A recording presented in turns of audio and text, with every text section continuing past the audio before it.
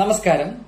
ഇന്നിവിടെ സംസാരിക്കാൻ ഉദ്ദേശിക്കുന്നത് സമീപകാലത്ത് വളരെ പ്രചാരം നേടിയിട്ടുള്ള ലിവിങ് ടുഗെദർ ബന്ധങ്ങളെക്കുറിച്ച് നമ്മുടെ സുപ്രീം കോടതി കഴിഞ്ഞ ദിവസം നടത്തിയ ചില പരാമർശങ്ങളെക്കുറിച്ചാണ്. നമുക്കറിയാം, വിവാഹം എന്നതൊരു വളരെ പഴഞ്ചൻ ഏർപ്പാടാണ്. അതിന്റെ നൂലാമാലകൾ, അതിന്റെ കെട്ടുപാടുകൾ, ഇതൊക്കെ ഏതൊരാളെയും ഒരു ഘട്ടം കഴിഞ്ഞാൽ മടുപ്പിക്കുന്നതാണ്.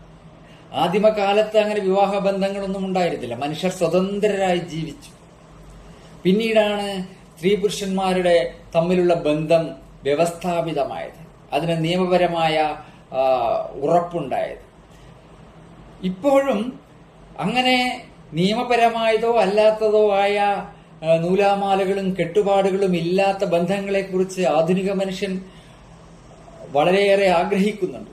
ആ ആഗ്രഹത്തിന്റെ ഫലമായിട്ടാണ് സമീപകാലത്ത് ലോകത്തെല്ലായിടത്തും ലിവിങ് ടുഗെദർ ബന്ധങ്ങൾ, സഹജീവനം ഉണ്ടായത്. പ്രായപൂർത്തിയായ സ്ത്രീ പുരുഷന്മാർ സ്വമേധയാ ഒന്നിച്ച് ജീവിക്കാൻ സന്നദ്ധരാകുന്നു, അങ്ങനെ ജീവിക്കുന്നു. അവർക്ക് താല്പര്യമുള്ളിടത്തോളം അവരൊന്നിക്കുന്നു, പിന്നീട് അവർ പിരിഞ്ഞു പോകുന്നു. അതാണ് ലിവിങ് ടുഗെദർ ബന്ധങ്ങളുടെ ഒരു അടിസ്ഥാനം. ആ ബന്ധം തകരുമ്പോഴോ, അങ്ങനെ ഒരു ബന്ധം തകർന്നപ്പോഴാണ് നമ്മൾ ഇപ്പോൾ ചർച്ച ചെയ്യുന്ന ഒരു കേസ് സുപ്രീം കോടതി വരെ എത്തിയിട്ടുള്ളത്. മധ്യപ്രദേശിലെ 2 പേർ, ഒരു സ്ത്രീയും പുരുഷനും, അവർ ലിവിങ് ടുഗെദർ ബന്ധം ആരംഭിച്ചു. 15 വർഷത്തോളം അവർ സന്തോഷത്തോടെ ഒന്നിച്ചു കഴിഞ്ഞു. അവർ യാത്ര ചെയ്തു, എല്ലാ രീതിയിലും അവർ ആസ്വദിച്ചു ആ ജീവിതം. അതിനിടയിൽ അവർക്ക് ഒരു കുഞ്ഞു പിറന്നു. അതും കഴിഞ്ഞ് പിന്നീട് കുറെ കാലം കഴിയുമ്പോൾ അവർക്കിടയിലുള്ള ബന്ധം വഷളായി.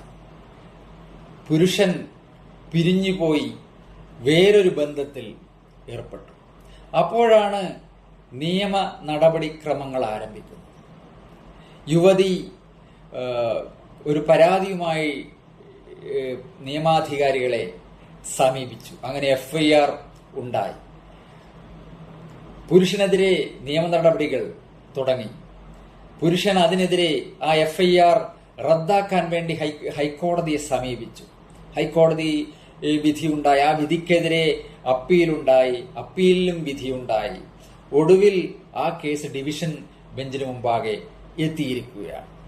ജസ്റ്റിസ് BV നാഗരത്നയും ജസ്റ്റിസ് ഉജ്വൽ ഭുയാനും അടങ്ങുന്ന ഡിവിഷൻ ബെഞ്ച് ആ വിഷയം വിശദമായി പരിശോധിച്ചു. വിവാഹ വാഗ്ദാനം നൽകി ബലാത്സംഗം ചെയ്തു എന്നാണ് യുവതിയുടെ പരാതി. ഇവർ തമ്മിൽ എത്ര കാലം ഒന്നിച്ചു ജീവിച്ചു എന്ന കാര്യം കോടതി പരിശോധിച്ചു. അവർ 15 വർഷത്തോളം ഒന്നിച്ചു താമസിച്ചു. പരസ്പര സമ്മതത്തോടെയുള്ള ബന്ധങ്ങളിൽ ഏർപ്പെട്ടു. പരസ്പര സമ്മതത്തോടെയുള്ള ലൈംഗിക ബന്ധം ബലാത്സംഗത്തിന്റെ പരിധിയിൽ പെടുന്നതല്ല. പ്രായപൂർത്തിയായ സ്ത്രീ പുരുഷന്മാർക്ക് പരസ്പര ബന്ധത്തോടെയുള്ള ലൈംഗിക ബന്ധത്തിൽ ഏർപ്പെടാവുന്നതാണ്. അത് കുറ്റകൃത്യമായി പരിഗണിക്കുകയില്ല. അത് ബലാത്സംഗം എന്ന് പറയുന്ന കുറ്റകൃത്യത്തിന്റെ നിർവചനത്തിൽ പെടുകയുമില്ല. അപ്പോൾ പിന്നെ എങ്ങനെയാണ് ഈ കേസ് നിലനിൽക്കുക?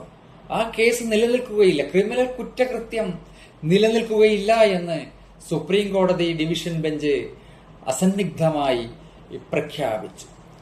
ലിവിങ് ടുഗെദർ ബന്ധങ്ങളിൽ ഏർപ്പെടുന്ന സ്ത്രീ പുരുഷന്മാർ അതിന്റെ അപകട സാധ്യതകളെക്കുറിച്ച്, അതിന്റെ ഭവിഷ്യത്തുകളെക്കുറിച്ച് ബോധവാന്മാരായിരിക്കണമെന്ന് ജസ്റ്റിസ് നാഗരത്ന വ്യക്തമാക്കി.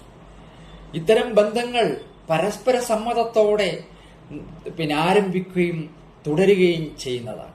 ആ ബന്ധം തകരുമ്പോൾ ക്രിമിനൽ നിയമങ്ങളെ ഉപയോഗിച്ച് അതിന്റെ ആ പ്രശ്നങ്ങൾ പരിഹരിക്കാമെന്നുള്ളത് അംഗീകരിക്കാൻ ആവുകയില്ല. ബന്ധത്തിൽ ഒരു കുഞ്ഞുണ്ടെന്നും കുഞ്ഞിന്റെ ഭാവി ഉണ്ടെന്നും ഒക്കെ സത്യമാണ്. പക്ഷേ അത്തരം വിഷയങ്ങൾ ക്രിമിനൽ കോടതിക്ക് അഡ്രസ് ചെയ്യാൻ പറ്റുന്നതല്ല.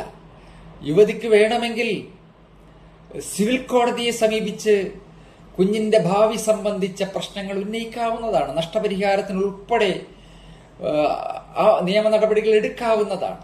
എന്നാൽ ഇത്തരമൊരു ബന്ധത്തിൽ, പരസ്പര സമ്മതത്തോടെ ഉണ്ടായ ബന്ധത്തിൽ, അത് ബന്ധം തകരുമ്പോൾ വർഷങ്ങൾ കഴിഞ്ഞ് ക്രിമിനൽ കേസ്, ബലാത്സംഗം എന്നൊക്കെയുള്ള ആരോപണങ്ങളുമായി വരുന്നത് ആശാസ്യമല്ലെന്ന് സുപ്രീം കോടതി വ്യക്തമാക്കി. നന്ദി, നമസ്കാരം.